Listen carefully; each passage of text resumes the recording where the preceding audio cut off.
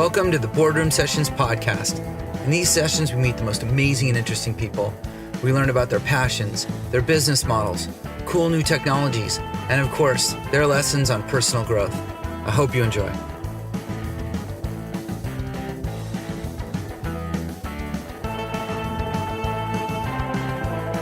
In this Boardroom Sessions podcast, I get to introduce you to one of my personal heroes, Tony Petros of LSA and Associates. Tony's a partner at LSA, which is an environmental planning firm in Orange County. And he's also a public policy expert, held many positions of notoriety, 200 triathlons under his belt. He's an Ironman and a general badass. And I'm looking forward to introducing you and hope you enjoy. Tony Petros, welcome to the Boardroom Sessions podcast. Mike, I am so grateful to be here. Thanks for coming in. Great to have you. Great to have you here. And so let me gush on you for a little bit. Try not to get too embarrassed. I know you're a humble man, but I'm going to go down a list here and give our listeners a good idea of who you are for a moment here.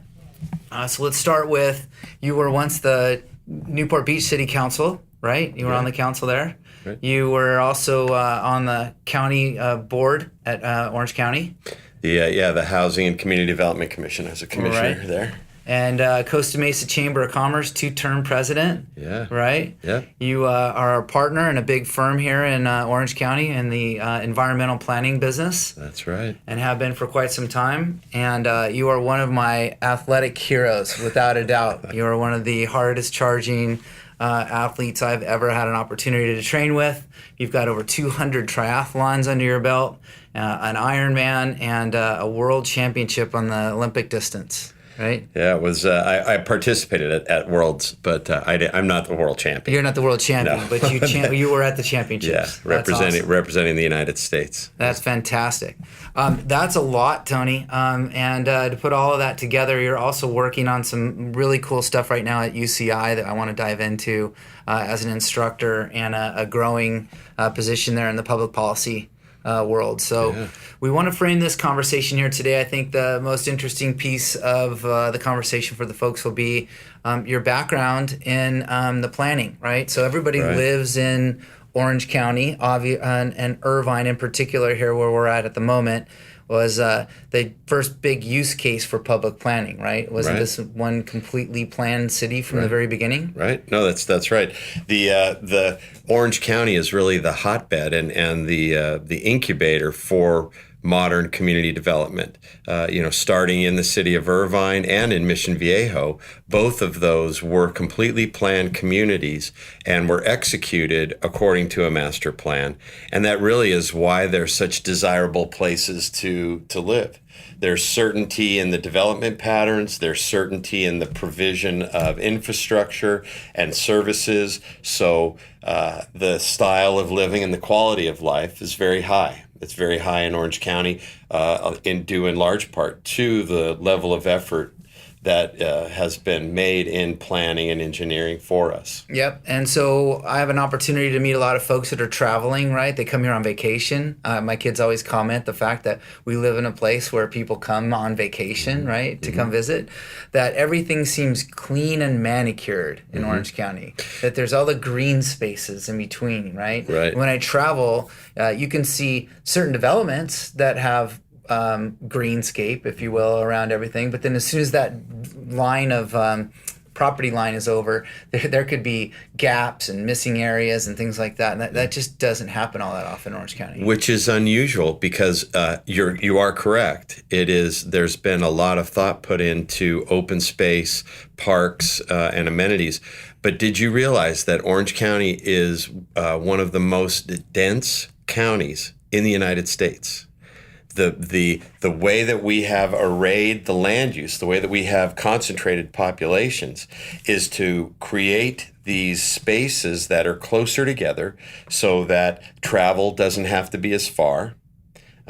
People do choose sometimes to leave and go to LA or Riverside or wherever, but for the most part, you can stay within a confined urban area, and then we have all that open space and amenity to go play in. well thought out. Yeah, that's awesome. And so LSA and Associates is the firm that you're a partner at. That's correct. Right? Mm-hmm. And in particular, you work in the traffic engineering department here, Mm-hmm. right? And so you're an expert in the what you call mobility. Mm-hmm. Tell us about that. Yeah, I started here, 35 years ago, and am now one of the two partners in this group.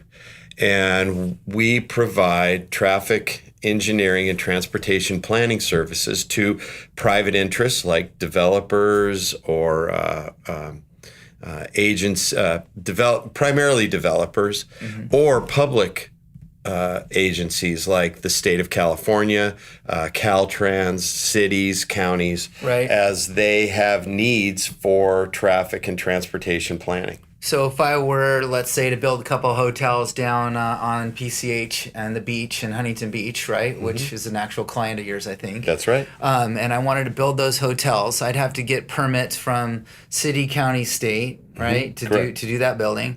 And in order to do that, I would seek the services of LSA to come and help me build the plan and certify that I'm ready to go and meeting all the requirements. And that by virtue of you doing what you want doesn't create any impacts to the general public, that any mess you might make is cleaned up, and so that you get the benefit of a beautiful new hotel, and you also get the benefit of good traffic flow around it. Mm-hmm. So it's part of our state laws that protect the public from the effects of projects on the environment. It's called the California Environmental Quality Act. And it's a set of laws that say there has to be a disclosure and a remedy for any impacts that you may cause by virtue of whatever you choose to do, a new land use project or a new road, a new port, a new airport. I've done virtually every kind of project in California.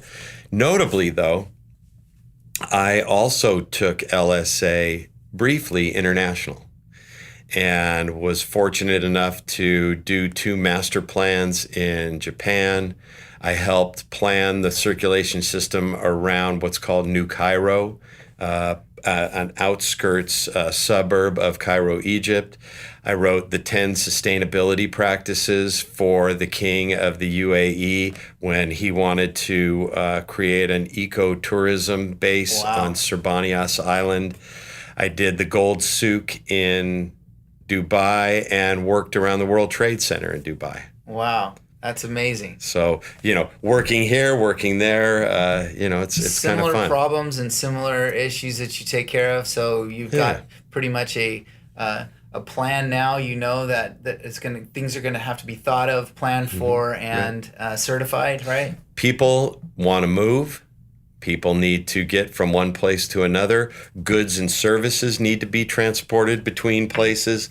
So my job is to help execute that so that it's done efficiently and at no adverse effects to the general public. And you have a lot of different hats you wear here recently. We've had conversations around that. You're working on the business development angle as well, so you're having to go find new clients. Yeah, that's right. I mean, in a week, I start on Monday in San Luis Obispo, Tuesday, drive out to Fresno, stay in the Central Valley on Wednesday, and then Thursday get back here when I moderate a real big panel in Orange County. So in each place, I'm doing the services for the company to try and grow us. That's awesome. And that's necessary, right? Because without new clients, the lifeblood, that things dry up and we all need to have new business to worry about. So all of this work in the public process and the planning process has led you to learn quite a few things about public policy, right? You work in and around a rule set based by folks that are putting out that policy. You now are working and have worked for quite some time as a public officer. So talk to us about how you got into the city council of Newport. Well, it was quite interesting, actually. They say there are no coincidences.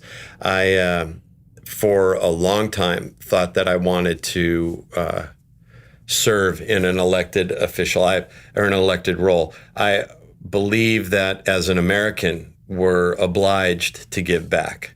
It's our duty to serve. It's our duty to serve. You're absolutely right.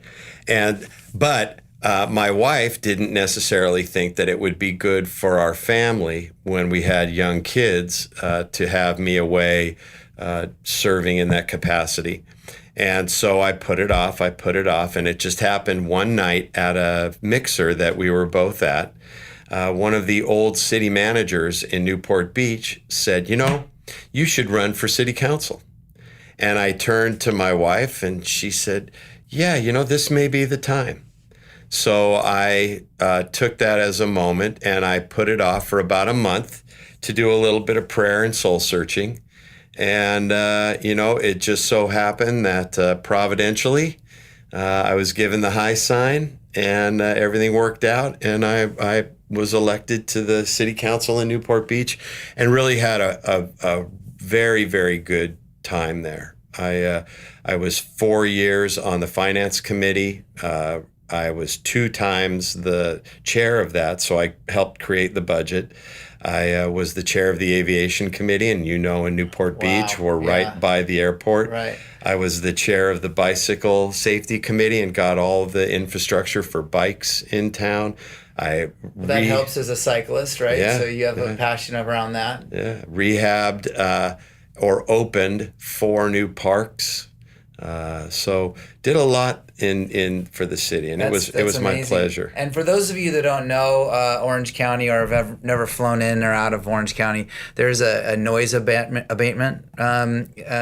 requirement that you have to fly a certain very aggressive angle and then back off the engine so the folks like you don't have to be bothered by the noise of jets. And so that's a big deal. Does that come up for renewal regularly? Is that something that has to get revoted on, or is that just how does that work? Yeah, we, in fact, in my tenure on the council, we did re-up what's called the settlement agreement. And it's an agreement between the city of Newport Beach, the county of Orange, and the FAA in Washington. And so there was a whole set of negotiations that had to occur.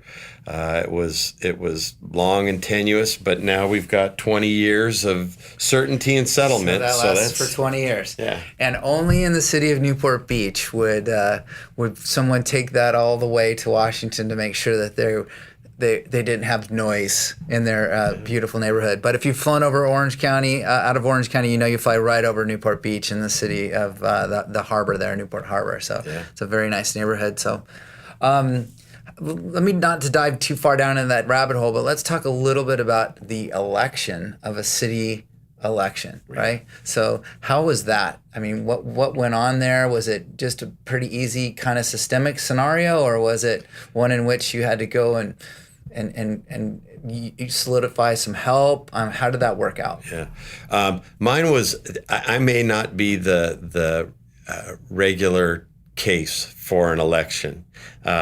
Generally, elections in Orange County will cost around anywhere from $80,000 to $100,000 to run. You would hire a campaign manager, and then there's what they call a ground game. You are looking at maps of kissing babies. Well, you're looking at maps of high propensity voters. Where do they live? Where are they registered? These are very, very meaty bits of data, and then based on that, you're parsing that to figure out where am I going to walk, what is my messaging, how am I going to reach out, and all of that. In my case, though, the seat that I sought was open. The gentleman before me was termed out. So it was an open seat, and I have well-known recognition in town, and so when the announcement was made that I was going to run for city council, no one chose to run against me, and so for the first time in the over 106-year history of Newport Beach, an open seat was uncontested. And I did not have to campaign as vigorously as one would imagine. Even under that, though, I still garnered the highest number of votes of any one of the 3 other seats that were open. So it was an unusual an election cycle.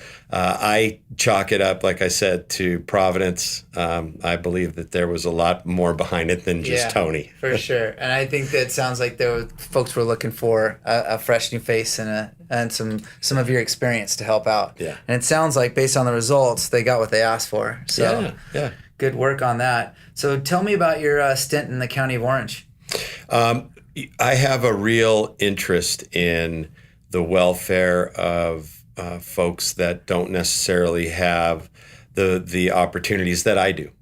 I think it's real important not to give people a handout, but to give them a hand up.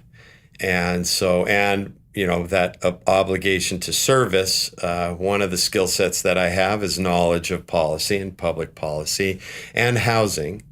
And so I was asked by the then supervisor for my district, county supervisor for my district, to sit on the County Housing and Community Development Commission. And that is a commission that is enabled to fulfill the 2020 end of homelessness campaign. So we were looking at ways to provide low-cost permanent housing, for folks in the county, distressed veterans, and really seek to find ways to address this housing crisis that we're in right now. We did some good work, but it's a huge issue. It's a issue here. It's a gigantic issue in every city across Southern California, without a doubt. Within the country, I've seen all the metrics are on the rise. They're and they're rising at an exponential rate. I don't personally believe, and I haven't heard anybody that's rational say anything that different, that there's no one solution. There's no one or two solutions. It's a multi-pronged approach is necessary, right? It's not just affordable housing. It's not just mental care. It's not just drug addiction, and it's not just antisocial behavior curbing. There's a lot of all of that needs to happen, right? And kudos. Fundamentally, it starts at the family basis, and then it works its way through all elements of society. I think if there was one glue to it all, though, I have learned that glue is compassion. And the one element that I believe that is lacking in the public discourse and in that has been the greatest resistance to those that really are trying to do good has been compassion and kindness and a sense of societal understanding. If people were a little more kind and compassionate, I think we could make greater strides. Wow, that's altruistic, and that's not something you hear all the time, right? You hear these very mechanical, especially from somebody who's a policy guy. Yeah. I would imagine it would be the talk track is traditionally around we need affordable housing, or we need some kind of mental health program for those that can't afford it. But to hear kindness and understanding and compassion, that's awesome and refreshing. So you also were on the Chamber of Commerce, right? You were So talk about that. Well, it was a very tumultuous time in the city of Costa Mesa, the Costa Mesa Chamber of Commerce. My wife and I met when we were both living in Costa Mesa, and then after a little bit of our marriage, we moved over to Newport. But while we were in Costa Mesa, I was asked to join the board of the chamber, and I did. And then, over a short period of time, moved up into the leadership role. What an eye-opener. At that time, the Chamber of Commerce was in the red about $20,000.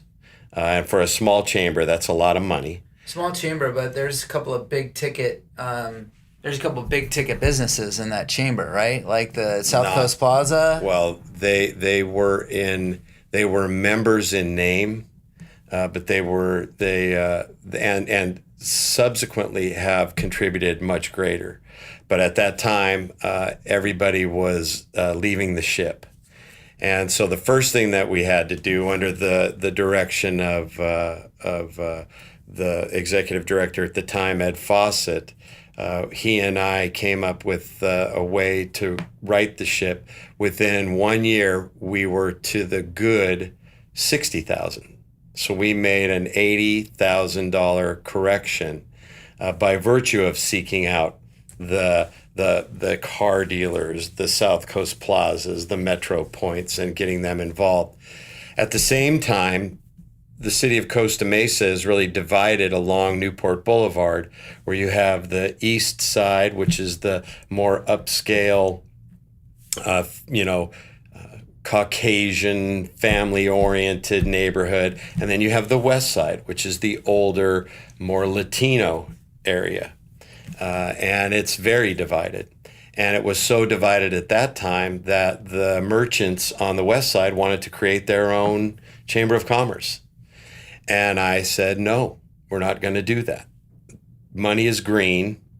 It's race. It's both ways. It's race agnostic. Yeah. So what I did was I got the local cable company and the local newspaper, the Daily Pilot, to agree to host events where we would have 5 of the regular chamber members and 5 of the Latino business leaders to talk. And then they would report out in their media streams what happened in those events. And it was awesome. It started with finger pointing and name calling. And it ultimately ended with realization that business owners are business owners. A business owner has the same interest regardless of whether they are, an office worker, insurance broker, market manager, or, it was regardless of what the business class was. And so what we were able to do then was to reorganize ourselves to be more accommodating to all of our members, regardless of whether they were Latino and on the west side, or non-Latino and working on the east or the north side. Mm-hmm. And so we integrated all of the businesses within the chamber, and now the chamber is doing wonderfully throughout the city. Wow. You've got the Midas touch, Tony. Sure sounds like. And so you served 2 terms as the president there? Yeah. It took that long to get things accomplished. That's awesome. And then the other thing you told me is that you were at the state fair board for a cup of coffee. Well, it was just about that. I was fortunate enough to have Governor Wilson appoint me to the fair board. And that oversees the state fair? So like the Orange County Fairgrounds. All the different fairs? Yeah, and just here at Orange County. Okay. At that time, though, one of the other council members at City of Costa Mesa believed that I had a conflict of interest because I also at LSA was doing work to settle some litigation between the fair and the city. I was working as an honest broker between the two, okay. But she thought that there was a conflict. Rather than embroil a governor that I respect in that whole issue, I just quietly stepped back. Sure. Now that's refreshing because we all know hundreds of stories that we've seen in our business lives where that doesn't happen, right? Where there's all kinds of conflicts of interest. Yeah. Even if someone's trying to do something right, there's just an image issue. Right? Well, and let's talk about that for a minute, Mike. I think one of the most important North Stars that every successful businessman and woman have is morality, is integrity. Right. And that if you really want to see the success that you imagine come to fruition, it starts with a firm foundation of being a high level of integrity with a keen sense of morality and a great bellwether. The thing that I choose to do, and this is just for me, is I have a couple of guys outside of my office who don't really know all that I do that I'm accountable to. And they will tell me, quite frankly, we think you're straying a bit, or hey, that's really wonderful. Keep doing what you're doing. Sure, they'll call you on it, Yeah, right? And yeah. and you have the ability to go to them with complete candor, with complete vulnerability, Right. and tell them exactly what it is, and look for their thumbs up, thumbs down, or suggestion, or what have you, and know that you have a sound bellwether, Right. right? And the other thing for me at least is I feel that I am complete myself. I don't need this job. I don't need the city council. I don't need the athletic ability to define for me what I am or how good I am. I have a very strong faith that tells me that I'm adequate and I'm here for a purpose. I've got a purpose. Right. And all of the things that I do are executing my purpose. Sure. Therefore, I'm not necessarily invested in the outcome. Right. I'm here to do. That's right. And I'm good any way you slice it. We call it dropping the how, right? Not sure how it's going to work out, but I'm just going to do what I know is right, and then let the outcome lay where it lays. And typically, that outcome is far better than we can ever imagine. Right? Yep. And so I understand that completely. I call that my why, right? So I robbed that off of some motivational YouTube from a guy named Eric Thomas, or E.T. as he calls himself. Oh, sure. And so his mission statement, he calls his why. And so I have my why, and I wake up with that why, and I write it down, and I remind myself of what my why is and how I'm going to go through it. And I love the integrity, and that's one of the reasons why I'm a huge fan of Tony's, and you beam with that, man. And Thank you. It comes off, and obviously in your professional reputation as well, your public policy reputation as well. So keep that up, and spread that wherever you can.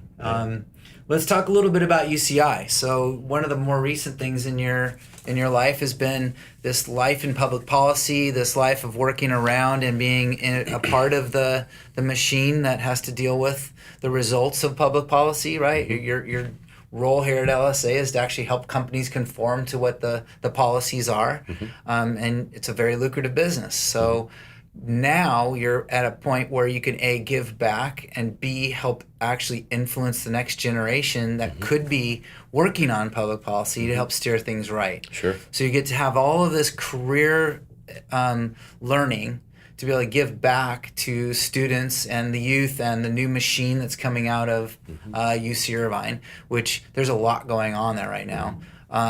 You're able to give back. So talk about your what you're doing there. Yeah, thank you. I was asked to help direct and provide a path for this new, at that time it was a new program, a master's in public policy in the School of Social Ecology. And so I chaired their advisory committee for many years, giving them what I thought would be the proper path forward for them to execute this master's program. And they did very well. George Tita at the university is an exceptional instructor and a visionary in what needs to occur there. But one of the things that one of my biggest criticisms has been relevance. And they now have a new chancellor there, Howard Gilman, who he believes in relevance for the university. Instead of sitting in an ivory tower up on the hill, you have a brain trust that's at the university. Go solve issues within your own community using the knowledge that you have. Don't just teach people what you think they need to learn and put them out there and get them collect their cash. Yeah. So what I kept telling them was, you need to use the assets that you have created to affect change in the university.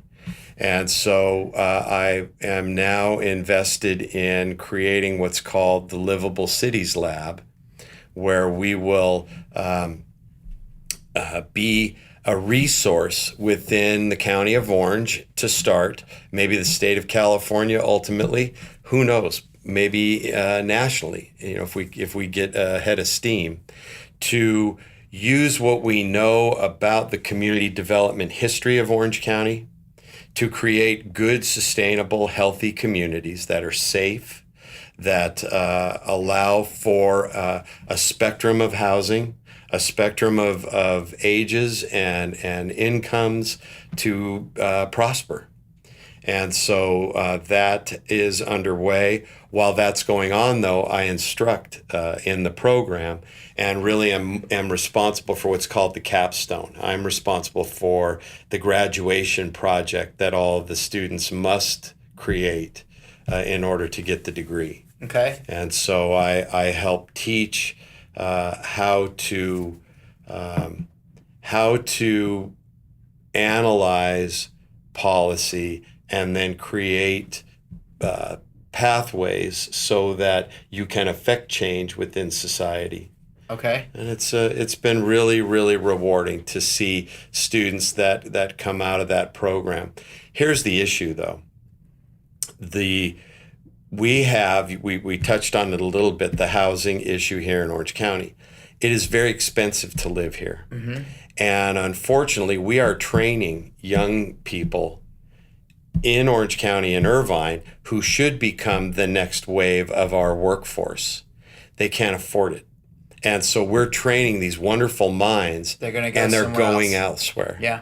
And so we're not capitalizing on the good work that we're doing because the cost is so high here. Sure. No, there's no question there's an exodus going on right now of young folks.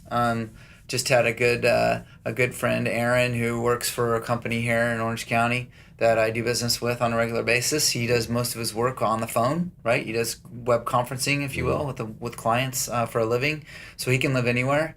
He just uprooted and is living in Idaho with his family. Sure. And has a very beautiful house, in a very wild environment, in Idaho, and he's happy, and his cost of living just got cut in half. Yeah. Right.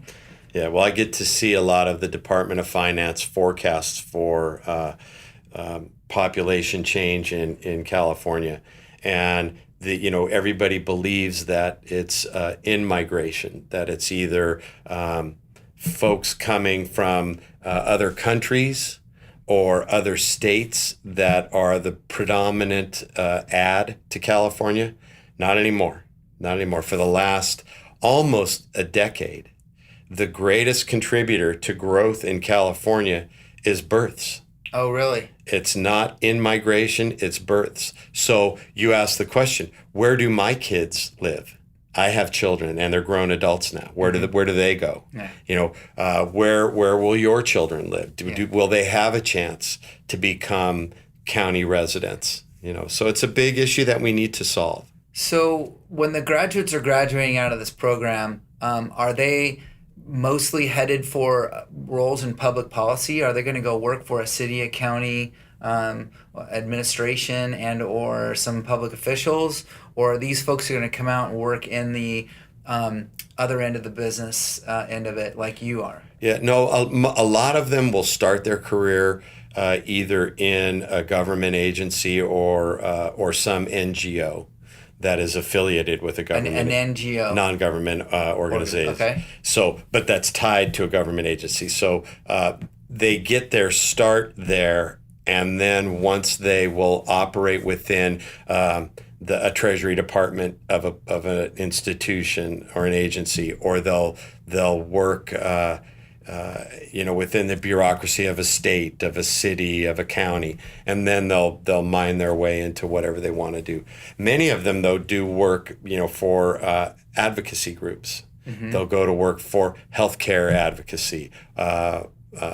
Food is a big advocacy group that a lot of folks are involved in. So it's a real broad spectrum, and they're going to contribute in their way to solve problems out there. It's just we need to keep them here. Right. I love the way that you've taken all the lessons learned in the career and then the lessons learned in public policy, right? Being on the boards and things, and then bringing that all back to still a role at the university where you can then continue to give back, right? Right. It just seems like a career of service. And it seems like you've been operating with that same mindset for a long time. And anybody who knows me knows that that's one of the things I try and do every day is walk with that service to my client, service to my friends, service to everyone I meet. And I really admire that. And I think that's one of the reasons why I'm a big Tony fan. Thank you, Mike. This has been my home my entire life. I was born here, and I've seen it change. I've seen it grow. Since it's my home, it's my duty to make my home as good as it possibly can be, and so that's been my charge is to try and find collaboration within the community to get things done. You may not agree with my politics, you may not agree with my mindset. That's okay, so long as we can move the ball forward for the benefit of us all. That's my job. Sure. That mindset, though, is lost a lot in politics today, right? It's my way or the highway, or we're not even going to have public discourse on the conversation if you're not buying into my camp. And I see deadlocks at the state, at the county, at the federal level, where people aren't willing to even compromise, right? And business in particular, is based on compromise and working with others to get the job done. And so how do you bring that to the policy? How do you help with that compromising mindset, or that we can both work together regardless of our policy?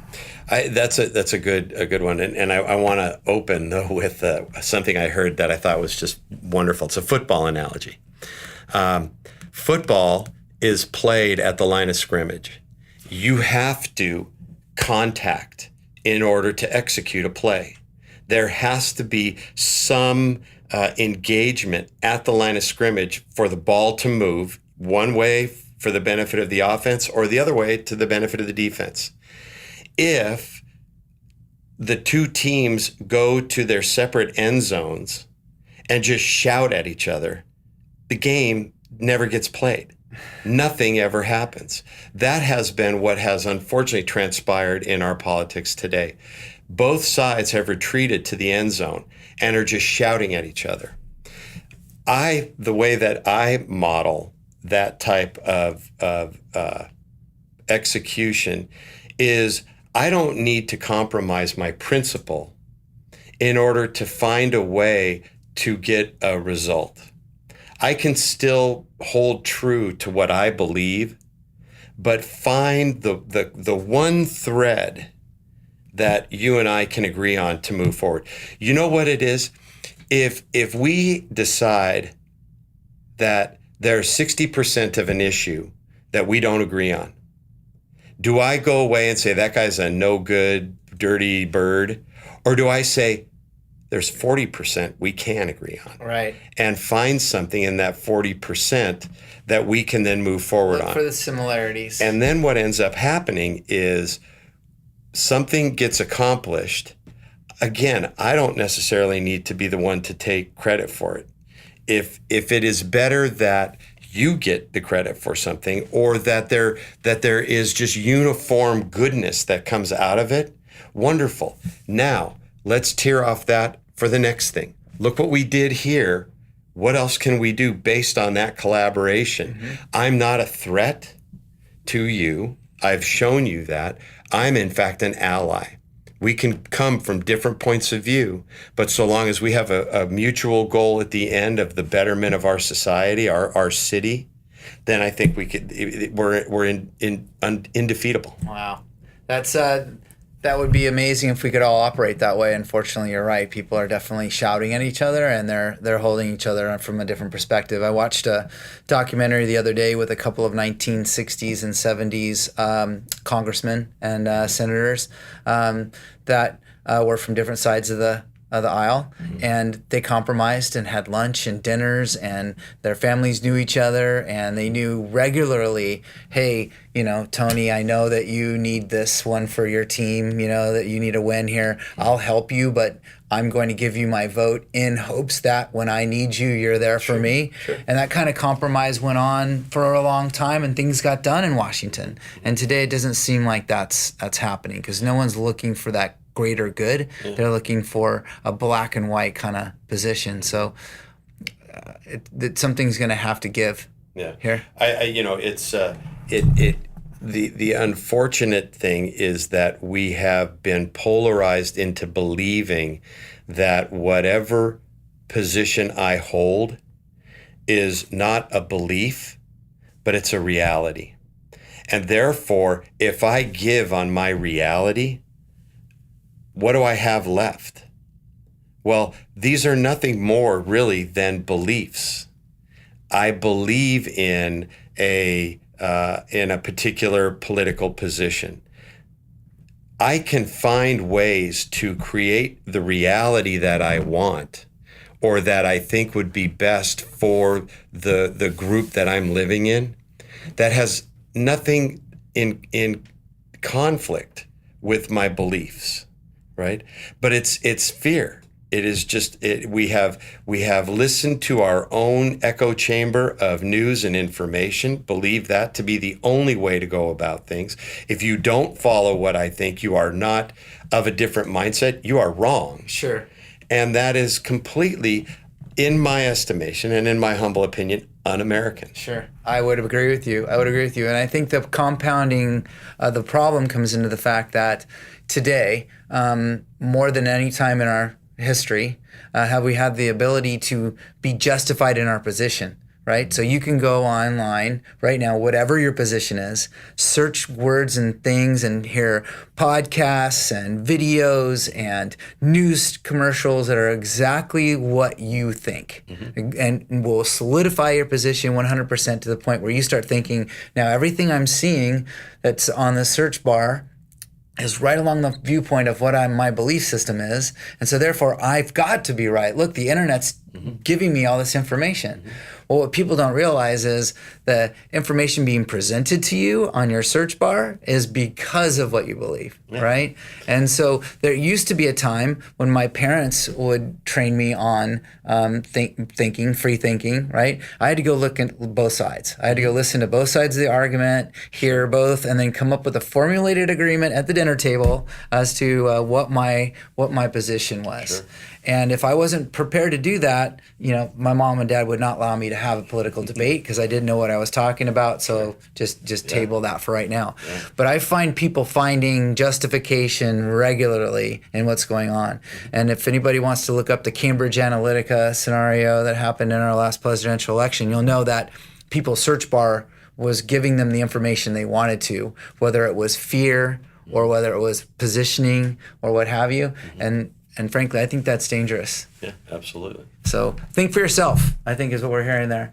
So Tony, what would you say is your most favorite part of what's going on at UCI right now? Do you think you actually, and that department, are actually helping foster and develop the right methodology along the lines of what we're talking about today to help affect public policy? There's two tracks that I am really encouraged by. One is the quality of the education that these young adults are getting and how prepared they're being set for the future. That I am when I look at the graduating classes and the cohorts that are coming out, I am encouraged for the future.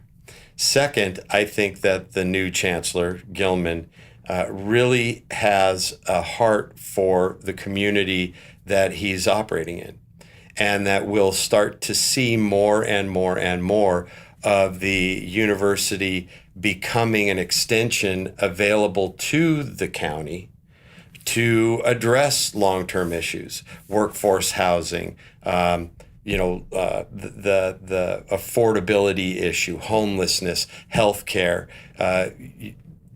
pre-K education, all of those things, not to mention the vast knowledge that they have and are able to provide on the hard sciences. Are we going to migrate to other vehicles outside of the internal combustion engine? What does that look like? Aren't we already? Slowly, right? Very, very slowly. UCI is one of the few sites in California that has a fuel cell lab. Are we going to, is that going to be a technology we're going to look at? So very, very interesting. And I think that push out is a big, big attribute that I'm excited for. I've done some work as a biz dev guy here in Orange County. I've done some work with some folks over there that are investigating, the startup community, right? So I've seen and heard the pitches from some of the students coming out of there with their new startup ideas, and I have a few friends of mine in the network that actually sit on those councils and actually review their startup ideas and give them feedback and grade them, if you will, on whether they're good or bad. Sure. And I find that fascinating, and I think UCI is doing a really good job of trying to bring that Silicon Valley type mentality here, and they've been fostering some great ideas and some great incubators out of here. And so that's also encouraging. And I know as a business guy that you would definitely help them in that regard, being there. So they're better off for you. No, thank you. So Tony, let's shift gears here to my personal favorite part of Tony Petros, and that's the athletic badass that you are. And so I try and charge hard, and since meeting you, I've known what the high bar looks like, and I got to tell the folks that are listening here, I don't know if you guys have ever been on a bike before, but just going on a long bike ride doesn't make you a biker. You need to ride with somebody like Tony to understand what riding with a biker is. So you have a passion for working out like few folks I know. No one goes into their thought process thinking, I'm going to do 200 triathlons, right, and compete in all of these. How did you get started into triathlon and endurance, and how did you pick up the cycling addiction that you have? I wanted to. It's funny. I was 40 years old. I wanted to learn how to swim. So you didn't start this until you were 40? Yeah, triathlon. I was actually a runner, marathoner before. I've done marathons around the U.S. and cycled. I've done parts of the Tour de France. I just did the Paris-Roubaix cyclo. So let's stop for a second. Let's tell the listeners the full story. So you go on vacation to Europe, right? With family and friends. Right. And you purposefully get a bike and then go ride with the tour guide to show you what the Tour de France legs are, right? And you ride what the Tour de France professionals ride. Yeah, that's right. Or I'll work a vacation around a particular race. And normally in the professional cycling races, the day before the pros ride, they'll have a race for amateurs. And I'll jump in the amateur race and see how well I can do. And how well have you done? I've done very well. But at 40, though, I wanted to learn how to swim. So I asked one of my partners here to teach me. He was an water polo guy, an old water polo guy. And we started to do that. And then the natural extension was, well, let's do a triathlon. And I did the Pacific Coast back in the 90s. It was, I think, one of the first ones. It just happened 2 weeks ago, right? Crystal Cove? Yeah. And I got bit. That was it. And You liked the whole racking the bikes and getting on the three different disciplines and the jumping back and forth. I liked the fact that it was 3 events, but it's one sport. People think a triathlon is 3 distinct things. That's the wrong way to look at it. A triathlon is one event that happens to have 3 disciplines. And so having to get yourself ready for each one of the disciplines and create a seamless race is what I really liked. And so, boy, don't I know. I'm I've done dozens of triathlons, right? I haven't done hundreds, but I've done dozens of triathlons. And I recently did a half Ironman for the first time. And I trained with you and walked through some of my training plan with you. And then after shared my pain with you. And You did well. I went through the bike like a demon, thinking that things were just on fire. Had a great swim, had a fantastic bike, and I didn't leave anything for the run. And it wasn't my cardio that wasn't ready for the run. My legs were done, and they cramped, and I had issues, and I hobbled for most of that 13 miles through that race. And so you and I spoke after, and you stated to me very plainly, it's 3 events. It's not the great swim and a great bike. It's 3 events that need to get taken care of into one, right? And all done. So it's I've really enjoyed it. It all, and it took me to the world stage. I got to the point where I represented the United States at the World Championships. In the Olympic distance, right? Yeah, in Which the Olympic is what? distance. What do you want to... It's roughly a mile swim, a 40-mile bike, and a 10K run, a 6-mile run. So essentially in the world of triathlon, it's a modified sprint. I believe it's the hardest distance because you have to go as if you are sprinting, but it's longer. If you do a half Ironman or an Ironman, those are endurance events. That is not about speed.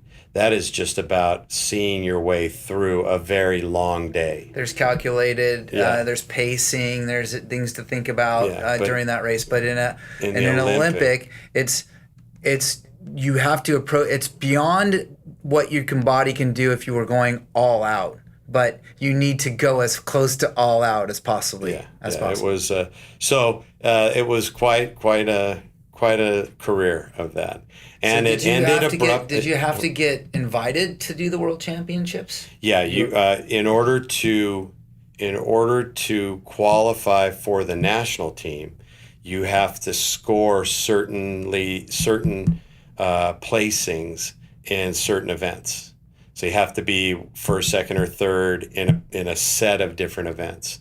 And then once you roll your scores up, you submit that to the national organization, USAT, and then they will invite you to the national championships.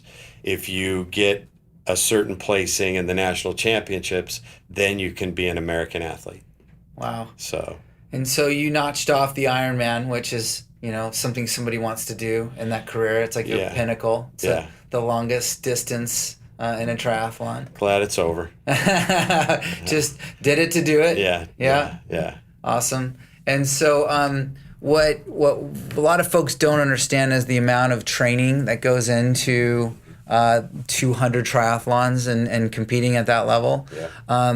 So I will tell you, as a guy who's had an opportunity to ride with you a bunch through Orange County, you were a city council member at Newport, but you are the mayor of Orange County as far as the biking world is concerned. People all make fun of you, and when we talk about it, because whenever anyone rides with you, it's like a greeting session. You will be riding down Santiago Canyon, and guys on the other side coming the other way, well, hey Tony, and everywhere we go, you ride past people. You're like, hey buddy. Hey, how's Sam? You just know all those folks, and they know all about you. And so if I tell my friends or some people that I've met that I was riding with Tony, they're like, Tony P, hey, what's he up to? And so everybody knows you. It's I've been very, very fortunate to be around a number of fantastic athletes. And have had the opportunity to share training sessions with some, many people, and it's a really inclusive community. Folks, want to see everybody succeed and prosper and do well there. So it's been a real blessing for me to have that background. You've been part of the bike clubs and things of that nature. Were there some clubs back in the day? Yeah. I rode for about 3 different Orange County clubs, and then I've been on one I was pretty firm with one triathlon team. I've been part of the Newport Coast triathlon team since I started racing, and that's my home. Those are my folks. That's my posse. Awesome. And so I find it odd that, not odd, I find it awesome that your passion right now today, we just talked about this last week, is swimming at the moment, right? You've been in the ocean swimming. The water's warm. It's fall in Orange County. And so we're getting still the last remnants of warm water right now. So you've been involved in that. And that's what actually got you started into triathlon, was wanting to be a swimmer, right? After all that. So when I was very, very young, I almost drowned in the Colorado River. I have a very clear recollection of a strange man sitting on my chest as water's coming out of my mouth, coming to, because I almost drowned. And from that point until 40 years old, I just didn't want to be around water at all. And so it was at 40 that I said, I'm going to overcome a fear. My greatest fear is water. And so that started the path. And now you can't get me out of the ocean. I love to be swimming off the coast, just out there with a friend or two, and it's quiet. It's the closest thing I think we get to flying.